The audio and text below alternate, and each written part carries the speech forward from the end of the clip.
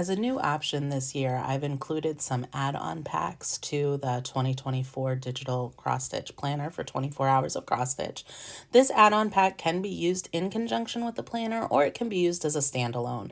I'm going to go ahead and show you the contents in it as a standalone currently, but if you're looking for tips or tutorials on how to use the 2024 planner or possibly put this inside of the 2024 planner, go ahead and check out my other video that also gives a tutorial on how to utilize GoodNotes. To get into the planner, you're just going to go ahead and swipe to your right, and it's going to include the inventory add-on section, which will link you back to that cover page. Includes links to the FAQ page, which is right here, that just gives you a little bit more information about what add-on packs I have available. And then also gives you the opportunity to track your inventory for your fabric, your floss, your patterns, your frames, and some accessories. Let's go ahead and take a look at what's included in each section.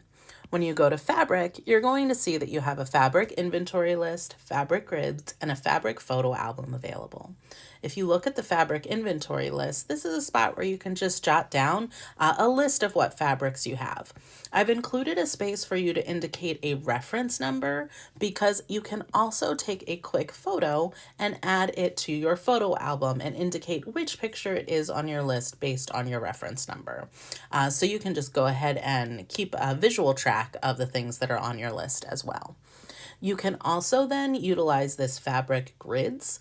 This I find helpful when I'm going to be maybe using a large piece of fabric that I might utilize for multiple projects. To use this, I go in and I use my highlighter to just take a note of what the dimensions of the fabric are. So I'm going to just make up a piece of fabric right now that I wish I had in my stash. Highlight how big it is. Perhaps there's a cut out of it. So I'm going to indicate that this section is a little bit larger. Thank goodness for auto straightening lines.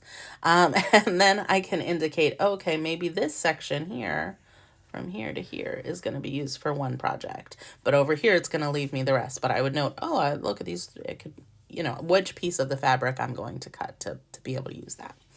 So that's what I intend the fabric guides to be for. In floss section, you have some areas that you can track. Some of these are already pre-sorted and preloaded for you. We've had some of these in the past in our inventory features, like DMC and Classic Colorworks and Weeks Dye Works and Gentle Arts have been with this for quite a while. I have updated them to their current list this year, as well as added Anchor, Forbidden Fibers, Leo and Roxy, and I think that's all I added. But you can go ahead and click on any of these and it's going to take you to a preloaded alphabetical list of the colors that are in the inventory, so you can make note of what you have in your stash. There is a little note section so that you can indicate maybe you're running low or what pattern it's maybe stored in. And then there are also to create your own sections. So maybe there's a brand here like Dinky Dyes that I don't have listed yet. You can go ahead and add in what your colors are that you have that you are going to be tracking. And there are 2 of those, but you can go ahead and duplicate and use more as needed. There's also an opportunity to track your patterns, and you can do this several ways. There's an A to Z pattern inventory list, and you can decide if you want to track via designer or via the pattern.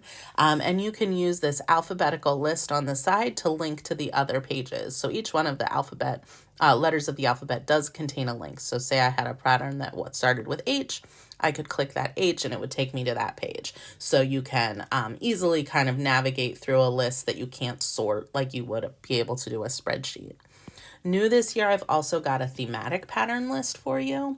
I stitch via a lot of categories, and so I like to have a list of, oh, this is a whale pattern, and so I can maybe make note of these are all the whale patterns that I currently have that I'm going to want to stitch someday.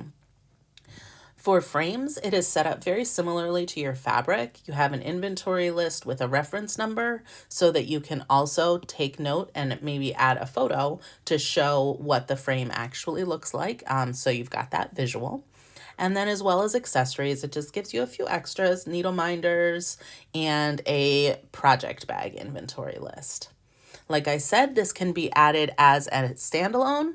All the links are functioning, or you can purchase it and add it into your 2024 digital planner for 24 hours of cross stitch, or any other digital planner that you use. So if you want tips on how to do that, check out my longer video on the tutorial on the planner itself. And I hope that you enjoy this, and I hope the feasibility of having it not included in the actual planner helps your stitching functionality. Keep making those X's, and I look forward to stitching with you.